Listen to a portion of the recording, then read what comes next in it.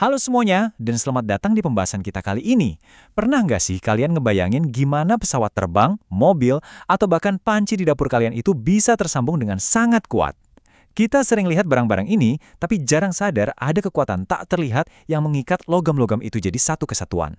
Nah, hari ini kita bakal menyelami realitas teknologi canggih di balik gimana dunia fisik di sekitar kita ini diproduksi dan disatukan. Oke, kita mulai dari pertanyaan yang paling mendasar, sekaligus mematahkan salah satu miskonsepsi paling besar soal pengelasan.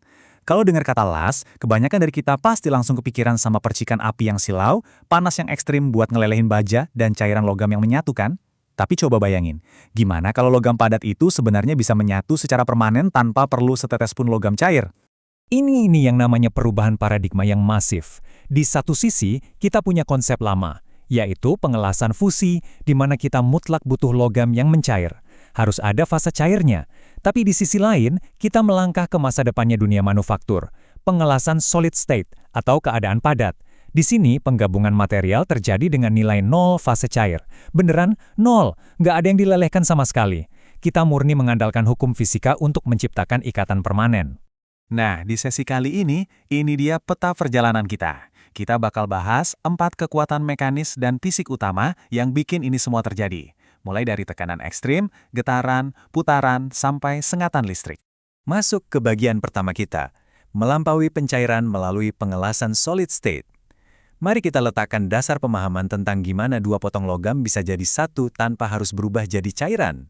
Kunci utamanya ada di sini. Supaya logam bisa menyatu dalam keadaan padat, permukaannya harus bersih total dari kontaminan seperti oksida atau gas. Dan untuk nyampe kondisi itu, prosesnya menggabungkan 3 hal penting. Pertama, panas yang terukur sangat presisi. Kedua, tekanan yang luar biasa kuat. Dan ketiga, pergerakan gesekan di antar muka.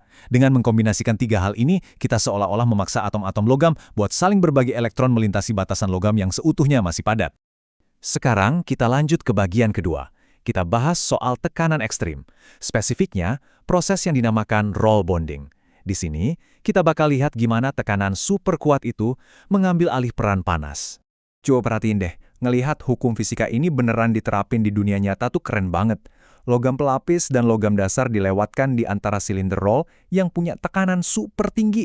Saking tingginya, logamnya sampai mengalami deformasi plastis dan akhirnya menyatu gitu aja. Metode ini persis banget sama cara bikin strip bimetal buat termostat atau lembaran logam alklet yang dipakai buat struktur pesawat terbang. Bener-bener ditekan tanpa ampun. Biar gampang ngebayanginnya, kita ambil contoh koin pecahan quarter di Amerika Serikat. Koin ini kan terdiri dari lapisan tembaga dan nikel. Nah, waktu ngelewatin mesin roll bonding ini, tebalnya koin bisa berkurang sampai 82%. Tekanan raksasa ini bikin area permukaannya meluas secara drastis, menghancurkan kontaminan, dan pada akhirnya memaksa lapisan tembaga dan nikel itu bersatu jadi ikatan padat yang permanen. Kita beralih ke bagian ketiga, getaran kuat atau pengelasan ultrasonik. Di sini kita geser sedikit dari yang tadinya pakai tekanan paksa murni, sekarang kita manfaatin kekuatan energi kinetik. Kalau tadi pakai roll raksasa, pengelasan ini beda. Dia pakai alat bergetar yang namanya sonotrode. Alat ini ngasih gaya tekan ke bawah sambil terus-terusan ngasih tegangan geser maju mundur dengan frekuensi yang bikin geleng-geleng kepala, antara 10.000 sampai 75.000 siklus dalam 1 detik. Getaran ngebut ini secara harfiah mengikis habis lapisan kontaminan dan oksida dari permukaan logam dan menciptakan ikatan yang solid sempurna. Yang lebih kerennya lagi, ini semua terjadi di suhu yang jauh di bawah titik lebur materialnya. Masuk ke bagian keempat, putaran dan gesekan lewat pengelasan gesek. Mari kita agak percepat temponya dan menjelajahi dunia mekanis yang penuh drama dan berenergi tinggi ini. Di proses ini, kita sangat bergantung sama apa yang dinamakan faying surfaces atau titik pertemuan antara dua logam. Jadi, alih-alih memberikan panas dari luar, kita justru membiarkan logam itu sendiri yang menghasilkan panas ekstrim. Caranya, lewat gesekan mekanis yang brutal dan nggak ada hentinya.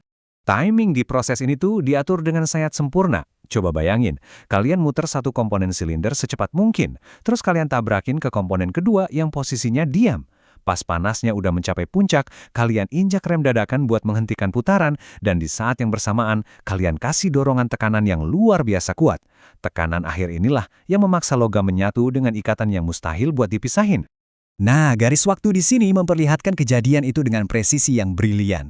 Lihat deh, kecepatan putaran itu berhenti tepat banget pas tekanannya mencapai puncak. Gesekan tadi bikin area sambungan jadi sangat plastis. Lalu dorongan akhirnya itu berfungsi buat membuang material yang kotor atau teroksidasi ke arah luar. Logam yang terdorong keluar ini ngebentuk tonjolan khas yang disebut flash. Ini mastiin kalau cuma logam yang paling murni dan terpanas aja yang saling mengikat di bagian dalam. Kalau ngomongin evolusi teknik pengelasan ini, kita bisa lihat perbandingan yang cukup kontras. Di satu sisi, ada skala industri yang masif, ini mesin friction stir welding yang ukurannya raksasa banget dengan kemampuan multisumbu. Terus di sisi lainnya, kita bisa lihat keajaiban mekanika mikro dari si nugget las. Meski skalanya beda jauh, secara struktural dan mikroskopis, ikatannya dipertahankan dengan sangat sempurna. Khusus untuk inovasi friction stir welding, mesin menggunakan alat probe keras berputar yang langsung dihuncamkan ke batas sambungan material. Probe ini memanaskan area secara lokal sampai sekitar 230 hingga 260 derajat Celcius. Dan yang bikin takjub, alat ini secara fisik mengaduk dan mencampur kedua logam padat itu, ibaratnya kayak kalian lagi ngaduk mentega padat. Hasilnya, mereka punya struktur yang seragam, kuat, dan tanpa distorsi. Lagi-lagi, tanpa pernah mencairkannya menjadi cairan. Dan akhirnya, kita sampai di bagian kelima, kekuatan koneksi kita yang terakhir, tapi nggak kalah penting, listrik. Spesifiknya melalui pengelasan titik resistansi. Satu persamaan simple ini sebenarnya udah ngejelasin semuanya. Energi panas, atau H, yang dihasilkan untuk membentuk lasan, murni berasal dari resistansi, atau perlawanan logam itu sendiri terhadap aliran arus listrik yang sangat besar. Logam tersebut melawan arus, dan perlawanan itulah yang meledak berubah jadi panas internal. Strategi manufaktur di sini cerdas banget sih. Tujuannya adalah ngejebak panas yang luar biasa tadi dengan memanfaatkan resistansi di 4 titik hambatan spesifik ini. Resistansi yang paling tinggi ada persis di titik temu antara kedua permukaan logam di bagian dalam. Dengan mengontrolnya, kita bisa melelehkan nugget internal yang sempurna di tengah-tengah lapisan, sementara bagian luar yang dijepit sama elektroda tembaga tetap utuh tanpa lecet. Biar ikatan listrik ini bisa terjadi, robot-robot otomatis di pabrik, kayak di pabrik perakitan mobil, bakal memompa arus listrik gila-gilaan yang bisa sampai 100.000 ampere melewati lembaran logam itu. Dan itu cuma butuh waktu sepersekian detik aja. Cobain bandingin deh, colokan listrik standar di rumah kita paling cuma dialiri sekitar 10-20 ampere. Ini benar-benar kekuatan yang memukau. Tapi tentu aja, pabrikan nggak bisa cuma tebak-tebak buah manggis dong, apakah tembakan sepersekian detik tadi sukses atau enggak. Karena ikatan nuggetnya bersembunyi di antara lembaran logam, produsen ngandelin 4 pengujian mekanis yang ketat ini. Tarik geser, tarik silang, putaran, dan kupasan. Mereka pada dasarnya secara brutal merobek paksa logam-logam itu buat ngecek integritas kekuatan struktur, retakan, atau masalah porositas dari ikatan yang nggak kelihatan mata tadi. Jadi sekarang kita tahu kalau pengelasan itu bukan sekedar melelehkan besi pakai api yang menyala-nyala. Kita baru aja ngeliat gimana metode fusi padat menentang logika konvensional, merombak cara komponen pesawat terbang sampai koin di saku kalian itu disatukan. Nah, setelah ini kalau kalian ngelihat dunia buatan manusia di sekitar kalian, coba deh tanya ke diri sendiri. Kekuatan koneksi tersembunyi apa lagi nih yang diam-diam menyatukan kehidupan modern kita? Terima kasih banyak udah gabung di sesi pembahasan kali ini, dan sampai jumpa di penjelajahan kita yang selanjutnya.